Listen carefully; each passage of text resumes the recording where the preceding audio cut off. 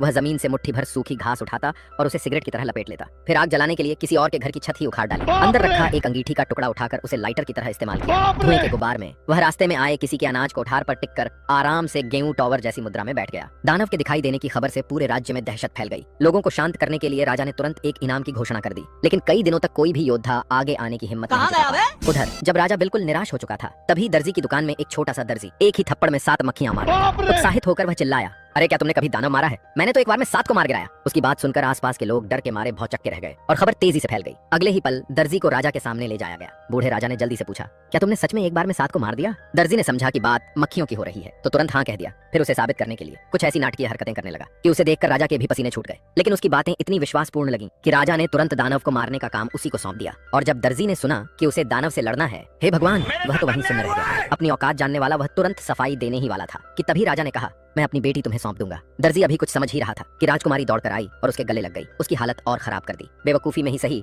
दर्जी इस असंभव से मिशन के लिए राजी हो गया। लोगों की तालियों और जयकारों के बीच वह शहर के द्वार से बाहर निकला, पर जैसे ही द्वार बंद हुआ उसे हकीकत का एहसास हुआ और डर से कांपते हुए दरवाजा पीटने लगा। लेकिन अपने पीछे खड़े लोगों और अपनी प्रिय लड़की का चेहरा देखकर उसने खुद को संभाला और मजबूरी में दानव को हराने की यात्रा पर निकल पड़ा। पर वह आखिर था तो एक दर्जी। दानव से मुकाबले की उसकी क्या औकात? पहली ही भेंट में उसकी जान जाने वाली थी। दर्जी घबरा गया और जान बचाने के लिए भागने लगा। दानव उसके पीछे लगातार दौड़ता रहा। झील भी उसे रोक नहीं पाई। दर्जी आगे भाग रहा था, दानव पीछे। बचने के चक्कर में वह जल्दी से एक कद्दू गाड़ी में जा छिपा। उसे लगा कि जान बच जाएगी, पर दानव शायद थक गया था और पास की घास फूस की झोपड़ी के पास बैठ गया। और बदकिस्मती यहीं खत्म नहीं हुई। दानव को भूख भी लगी थी। उसने पास पड़े कद्दुओं को उठाकर खाना शुरू कर दिया। फिर कुएं को उखाड़कर 22 साल पुराना कैल्शियम कार्बोनेट बताकर पीने लगा। दर्जी को समझ आने से पहले ही अचानक आए पानी के तेज बहाव से वह दानव के पेट में पहुंच गया। सौभाग्य से उसने अंदर लगी रस्सी पकड़ ली, वरना तो पेट का तेजाब ही उसे घोल देता। बाहर आने के बाद उसने खुद को भूसे के ढेर में छिपा लिया। तभी दानव की फिर से तलब जागी। उसने सूखी घास उठाकर एक और सिगरेट बना ली, लेकिन जैसे ही उसने कुछ कश लिए, दर्जी धुएं से आधा मर ही गया। उसी समय दानव को उसकी मौजूदगी का पता चल गया। अम्मा बहन पे आ जाऊंगा मैं इनकी। पर दर्जी ने छोटे कद और फुर्ती का फायदा उठाकर दानव का हाथ उसके कपड़ों में ही सी दिया। फिर रस्सी से उसे कसकर बांधा और जोर का एक झटका देते ही सैकड़ों टन का दानव जमीन पर गिर पड़ा, पूरी तरह काबू। लेकिन कहानी यहाँ खत्म नहीं हुई। राजा ने सोचा अब तो पर्यटन का धंधा शुरू किया जा सकता है और पूरे इलाके में